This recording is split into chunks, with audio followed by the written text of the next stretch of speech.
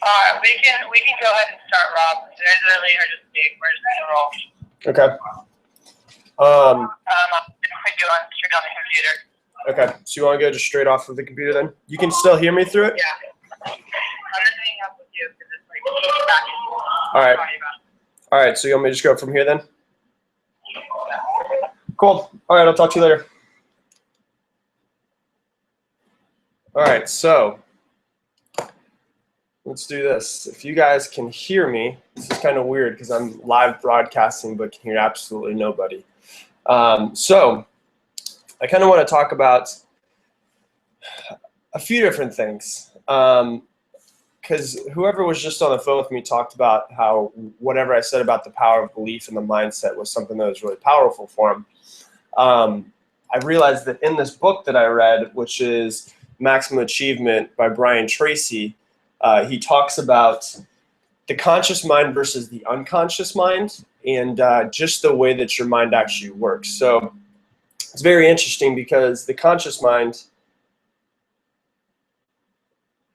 okay, I'm getting text messages from Kathy. The conscious mind, the way that it works is, think of it this way. Think of a basketball and think of a golf ball together. So the basketball, I'm still getting text messages from Kathy. So it seems like you guys can hear me. The basketball, and you have a golf ball as well. So you have your conscious mind, you have your unconscious mind. Your conscious mind is the golf ball. It's what you think about. It can only have one thought at one point in time. So my conscious mind working right now is just the words coming out of my mouth. My unconscious mind would be the basketball. So that's everything that's ever entered my mind at any point in time in the 29 years that I've been alive. So the way that it works is you have this little tiny ball, which is a golf ball, your conscious mind. Then you also have a basketball, which is your unconscious mind. And your unconscious mind, every single thing that you've ever thought in your entire life goes into this little tiny golf ball, but one thought that you can have at one point in time. And the difference between the conscious mind and unconscious mind is that a lot of people don't realize that everything that's happened to them their entire life, whatever they think, whatever they thought, whatever they think of themselves is going to go into the unconscious mind, or going to go into the conscious mind. The conscious mind is very stupid. It does exactly what the unconscious mind tells it to. So think of it this way. You know, if let's use your push as an example, okay? Let's say that let me just use an example of someone who's had a lot of no sales at this point in time or had a lot of cancellations at this point in time. So if you start thinking about all of your cancellations, you start thinking about all of your no sales and how you're not at your goal yet, and then your unconscious mind is going to naturally relay that to your conscious mind, and your conscious mind is going to go, you know what? I'm probably going to get a lot of no sales coming up. I'm probably going to get a lot of cancellations coming up. You know, I'm thinking about, have all of the bad stuff, so naturally the bad stuff is going to happen.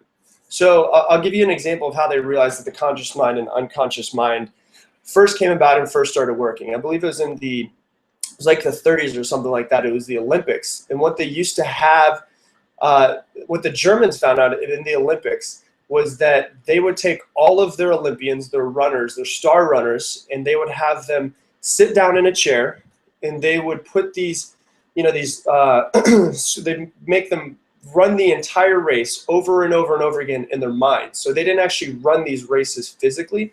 They would run the races over and over and over and over and over and over again in their minds.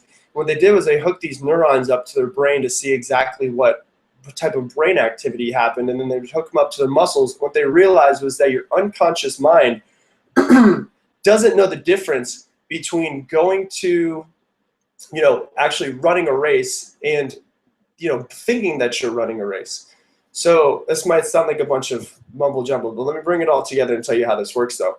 So what happened was that they realized that the exact same muscles fired, the neurons in your brain to those muscles fired when they were sitting in a chair, visualizing that they were going to be running these races. So there's running the race of the mind, running the race of the mind, and so the neurons in their brain were constantly running like they were running these races because the unconscious mind doesn't know the difference between running the race and imagining that you're running the race.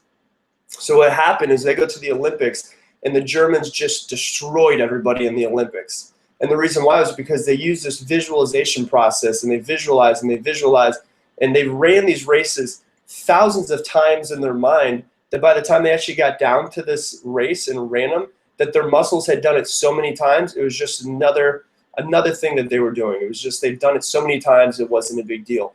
And they visualized winning, and they visualized winning, and they visualized winning over and over and over and over again. And then when they got there, what happened was they actually won. So this is the power of your mind. Your unconscious mind doesn't know the difference between running the race and not running the race. So the way this ties into your push is your unconscious mind doesn't know the difference between you having a sale or you not having a sale. So let me give you an example. So if you go to an appointment and let's say, everything sucks. I mean, I'm just talking like you're about to sell, let's do this. You're about to sell an Ultimate, right? You're about to have this huge Ultimate sale, and the husband walks in. He doesn't want to see any of the demo, and he's like, no, cancel this demo. He's like, I don't want to buy, this sale that you had written up, cancel it, get out of my house. And then you have a no sale from it, right? Like that's one of the worst possible things that could happen. You have the sale, and then you don't have the sale. So when you go to your car after this no sale, let's just say this, if you dwell on it and you think about your no sale, and you think about how you almost had it, you think about the problems and how much it sucks and how horrible that is, then in your conscious mind, it's going to take it and store it into your unconscious mind as no sale, no sale, no sale, no sale, no sale, no sale, no sale. So then when you go into your next appointment, your conscious mind is going to be fed by your unconscious mind of no sale, no sale, no sale, no sale. And guess what? You're probably going to go into that appointment and have what? Probably going to have a no sale. So what you have to constantly do, like I said in the last video, if you saw it in The Power of Belief, is you have to constantly monitor every single thought that goes into your mind. And I had this conversation with a similar conversation last week. My mom was in town, and we went and we had lunch. It was actually brunch with one of my mom's cousins. So my great cousin is what it would be. And her father is a multi-millionaire. This guy's 100% now I'm thinking about it, he's the most successful person that I know. And the crazy thing about it, and I never knew this about him, but she was talking about how she was in a conversation with him, and in the conversation, they started talking about something negative, and he's like, listen, I don't want to hear anything negative. And he's like 80, probably 85. He says, I don't want to hear anything negative. Stop talking about negative stuff. And then so they continue the conversation. She brings it back up, and he goes, this is the last thing. If you talk about negative stuff again, I'm going to leave this room. They talk about other stuff, and then she starts bringing up the third time in a row this conversation about negative stuff happening. I don't remember what it was. And they were in the middle of eating, and he literally picked up his plate, and he walked out of the room. And the reason why he picked up his plate and walked out of the room because he didn't want anything negative to come into his mind. He's 85 years old. He's a multi-millionaire. He has this huge house, and it's in Houston, but he already has Cutco, so don't worry about trying to go out and selling him knives. But he didn't want to hear anything negative because he is smart enough to realize how hearing negative stuff and all of these negative things can have an effect on your mind. So how does this work for you guys in your push? If you were to write down one thing out of everything that I say, it's the most stereotypical thing you could possibly hear. It's think positive thoughts, and you have to constantly think positive. So I know that during a push, a lot of shit happens, like you'll have cancellations, you'll have no sales, but what you have to realize is that you have to do two things. You have to do two things. It's very easy. You have to think positive thoughts the entire time, and you have to constantly take action, and that's it. If you think positive thoughts and if you take action, it's very hard not to hit your goals in a push. And the reason why is because I know that before the push, you guys had to go through these entire things of, your average order is this much. Your average closing ratio is this much. So you need to do X amount of appointments to hit your goal. And as weird as it is, the numbers always work out. They always work out. And it's since I've left Cutco, I've realized actually how the numbers really do work out. So I know that I'm a big fan of basketball, and it's very, very rare for instance, for you to see, let's see, Steph Curry, right? If you guys are a fan of the NBA, Steph Curry, it's very rare that he has a horrible game. Like just the entire game is horrible. What's interesting though is I remember watching the games, and if you guys watch basketball, he had a few in the finals. He had a few games that were just, he had like 4 points in the first half. And it was just horrible. He wasn't making any shots. He was doing horrible in the first half. His shots were not good, right? But then in the second half, it was weird because his shots were just, he would make shots and they would go in and they would go in. And it was weird because it seemed like the last 10 minutes of the fourth quarter, like the very end, was when he started making a lot of his shots, right? And the reason why is because in an entire game, the numbers are going to even themselves out. So if Steph Curry's let's just make it easy, a 50% shooter from beyond 3 points, then he's going to almost always finish the game if he takes enough shots at 50%. No matter how horrible the first half is, he's always going to finish it at almost 50% for the entire game. So what happens is he might have just complete crap first half. But if he goes and he takes enough shots and it evens out, then he's going to have about 50% in beyond 3-point range. That's just, it's going to happen. The numbers even themselves out. So for you guys needing to take action, I understand that when you go through, you guys are about a week and a half into your push right now. It's very hard if you've had a hard push or you've had an okay push to keep pushing yourself because you're not at your goal right now. But think of yourself as Steph Curry shooting 50% from beyond 3-point. You could have a really horrible first half and only score 4 points in the first half. But if you take enough shots and you take action, step number 2 that I told you guys, and you take a lot of action, you take a lot of action, you take a lot of action, you take more shots and more shots and more shots and more shots and get yourself open, it's almost impossible for you to not finish the entire push at exactly what you thought you would. But the thing is, you have to take action and believe that you're going to do it. So you have to think positive thoughts and you have to take action. So like I said, with Steph Curry, it was almost every time the last 10 minutes of the fourth quarter, he was on fire. And it was crazy watching this guy. But I knew that if he took enough shots, the numbers would work themselves out. And you guys have to constantly think about yourself as exactly the same. You might have had a bad first half, but if you take enough shots, do enough demos, make enough phone calls, do enough alley-oops, go knock on doors, whatever you have to do, call people up that live in other countries or other cities or whatever they might be at. If you take enough shots and take enough shots and take enough shots and take enough shots, if your goal was to do 30 demos, or let's say 30 demos to hit $10,000 in sales, you have to just worry about completing 30 demos. That's it. You don't have to worry about anything else because the numbers are going to work themselves out. If you come up a little bit short, which is, in all honesty, very rare, because people who say I have to do 30 demos to hit $10,000 in sales, when they do those 30 demos, usually they end up at like $12,000 to $15,000 in sales, because when you're pushing yourself for 2 weeks, you're getting better, you're getting better, you're getting better, you're getting better, you're getting better, and then at the very end, you're on fire and you have like a $4,000 or $5,000 day.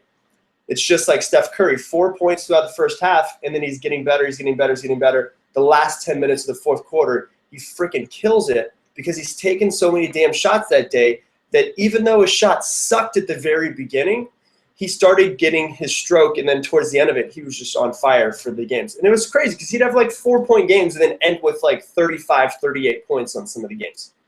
Or he'd have 4-point first half and then end with 38 points. So you have to constantly take action. And one of the things that I think that you need to think about is feeling good about the work that you're doing. And like I said, if you guys were at the division meeting, it's not, this whole push is not just about the sales. Of course, it is about sales. It is about making money. For some of you guys that are very competitive like me, it's about coming in the top 10, top 5, number 1, because that's all I would ever be happy with, is trying to come in number 1 of everything. But you have to feel good about the work that you're putting in and the stuff that you're learning and the person that you're becoming throughout this entire push. I'll give you an example of me and just how it works. So my goals are very big. The podcast goals are very big. The subscriber goals are very big.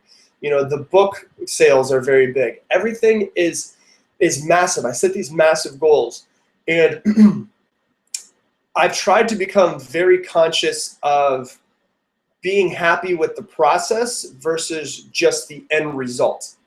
And it's hard to do, especially with somebody who, you know, when the other day I took, you know, there's another book, it's called Strengths Finder. And there's a test that comes with it, a personality test, 177 question personality test. And it gives you your top 5 strengths and your top 5 things that drive you as a person. My number 1 is competition. So for me, it's very hard not to concentrate on the end result. So I have to constantly sit down and think, you know, I'm becoming a better person every day. I'm becoming a better person every day. I'm becoming a better person every day. I'm putting the work in. You know, I'm expanding my mindset. I'm expanding my goals. I'm expanding what I could do yesterday. I'm becoming a better person.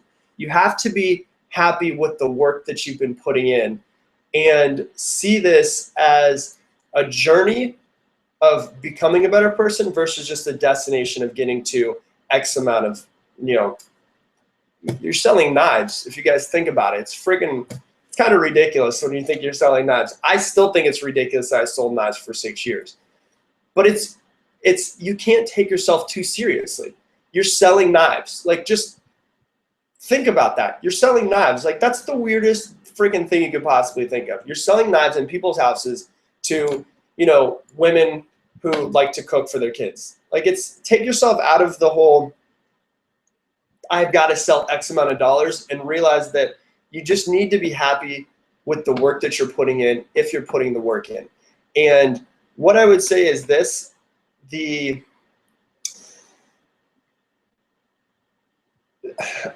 don't know the easiest way to say it. I do know the easiest way to say it.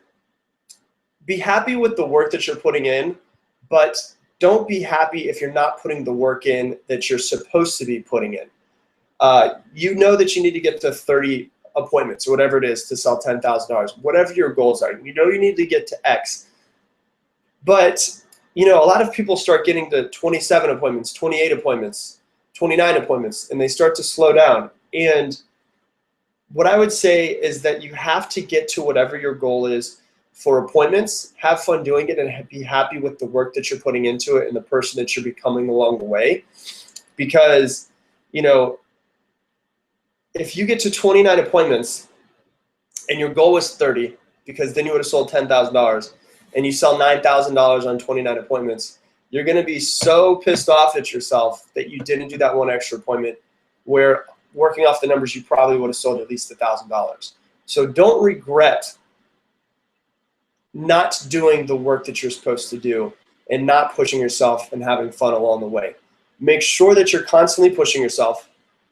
Make sure that you're constantly happy with it. And make sure that when you get on stage, you're not regretting that you could have done more, or regretting that you could have woken up earlier, or regretting that you should have done more phone calls, or regretting that you should have asked for more recommendation, or regretting that you should have asked for more yes. There's all of these things that go into it. Don't regret, you know, going onto stage and not getting exactly where you want to be. My biggest fear in life is dying, you know, being on my deathbed and going, man, I wish I could have done more. You know what? I should have done more. I wish I could have worked harder. I wish I would have done that, you know, that 30th appointment, because then I know I'd be at $10,000 in sales. My favorite quote, my 2 favorite quotes, but the first one I'll tell you because it deals with this, is talking about regret. And the only thing that's worse than the pain of hard work is the pain of regret. So the quote is, the only thing worse than the pain of hard work is the pain of regret. I wouldn't want to be you and look back at the end of the push and go, damn, I wish I could have done more, because there's nothing you can do about it, right? The only thing worse than the pain of hard work is the pain of regret. The second quote is, hard work beats talent when talent doesn't work hard. Hard work beats talent when talent doesn't work hard. I knew I wasn't the best Cutco salesperson. I knew I wasn't the best Vector manager and district manager, but I did know that there was no person, and I am 100% positive 5 years after leaving the company, there's not one person in this entire company when I worked for them that worked harder than I did when I worked for the company. I am 100% positive I'm in the type of person where I could wake up and I could work and work and work. And it's like Will Smith says, if we get on a treadmill together, two things are happening. Number one, you're getting off first, or number two, I'm going to die on that treadmill. It's that simple. I'm not going to give up because I will die on that treadmill because I know that my goal is to beat you and to put, I don't want to regret anything. I want to put the hard work in. So think of it that way. Those three things. Number one, the pain of hard work. The only thing worse than pain of hard work is the pain of regret. Number two, hard work beats talent when talent doesn't work hard. And number three, if we get on a treadmill at the exact same time, if you're I'm not even a runner, but I do know if you're a long distance runner and I get on with you, I might be able to run 2 miles like a normal person. After that, it's going to be struggling. But either you're going to get off that treadmill first or I'm going to die on that treadmill. And that's it. It's really that simple. So I'll leave you guys with that before you get on the phone. Let me go ahead and call Kathy back. Talking about the pain of hard work and the pain of regret, another book that I would recommend. You guys have probably read the article, but it's The 5 Regrets of the Dying.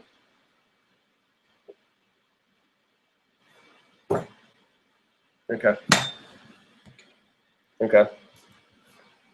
So do you need me to end the broadcast, or is there any questions? I know you guys are probably getting on the phone right now.